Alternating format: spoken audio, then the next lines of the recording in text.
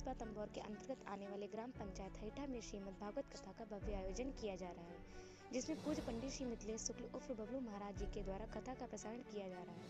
और संध्या बेला में भव्य झांकियां भी दिखाई जाती हैं, जिससे सभी ग्रामवासी व क्षेत्रवासी भारी संख्या में कथा का श्रवण करते हैं। स्टार इंडिया के लिए ब्यूरो चीफ की रिपोर्ट।